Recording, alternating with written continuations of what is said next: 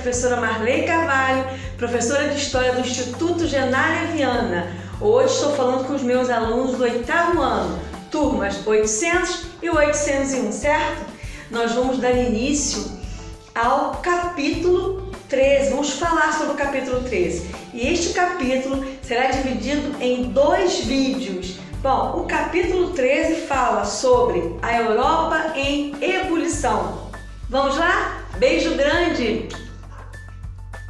Olá, vamos lá? Vamos falar então sobre o capítulo 13, a segunda parte. O capítulo 13 fala sobre a Europa em ebulição. Na primeira parte falamos sobre as revoluções. Neste momento, que é a parte 2, nós vamos estar falando sobre a unificação da Itália e a unificação da Alemanha. Então vamos lá. Unificação da Itália.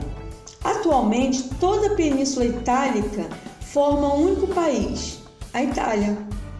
Essa configuração geográfica, porém, nem sempre foi assim, pois no século XIX, essa península encontrava-se totalmente fragmentada em diversos territórios. Eram vários reinos independentes, com seus próprios governantes ou subordinados a governos de outras regiões, como por exemplo o Império Austro-Húngaro. Nas primeiras décadas do século XIX, os movimentos revolucionários ocorridos na Europa disseminaram ideias liberais e nacionalistas na Península Itálica.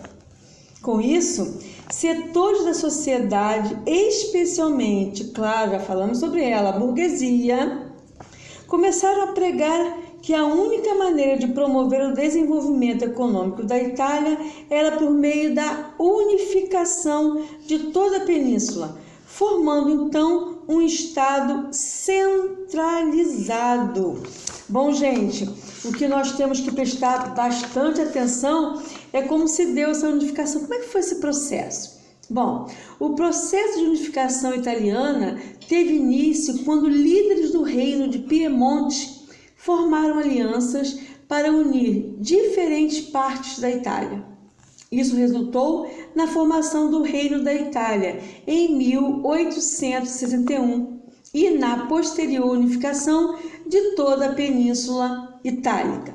Bom, agora nós vamos falar da unificação da Alemanha. Assim como a Península Itálica, o território que corresponde atualmente à Alemanha também não era unificado no início do século XIX.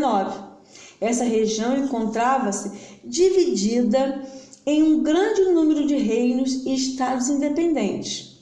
Esses estados eram subordinados à Confederação Germânica, uma instituição criada pelo Congresso de Viena. Porém, essa confederação não tinha poderes efetivos e não funcionava como um governo capaz de centralizar o poder. Além disso, a fragmentação existente criava obstáculos para o pleno desenvolvimento comercial e industrial da região. Ainda assim, nas primeiras décadas do século XIX, foram feitos acordos que possibilitaram a aproximação econômica dos reinos entre si, com a decisão de suspender as tarifas alfandegárias entre os reinos e os estados da Confederação. Bom, gente, e aí nós vamos perceber que a unificação da Alemanha, ela teve início após os conflitos entre Prússia e outros reinos da Europa, como a Dinamarca e o Império Austro-Húngaro. Ainda assim, a interferência francesa impediu a plena consolidação da unificação alemã, o que acabou resultando em um conflito militar entre França e Prússia, por isso o nome chamado de Guerra Franco-Prussiana, da qual saíram vencedores as forças prussianas. Isso permitiu a unificação completa da Alemanha. O que nós não podemos deixar de falar, gente, é da importância da unificação, tanto italiana quanto alemã. Eu quero que vocês estudem bastante esse capítulo 13, estude a primeira parte do capítulo onde nós falamos das revoluções, agora a segunda parte onde nós estamos falando sobre a unificação italiana e a unificação alemã, certo? Leiam com bastante atenção o livro, anotem e estudem os exercícios, façam os exercícios e estudem. E não se esqueçam de mandar para mim, tá bom? Eu vou preparar um resumo sobre isso tudo para vocês. Um beijo grande, bom estudo!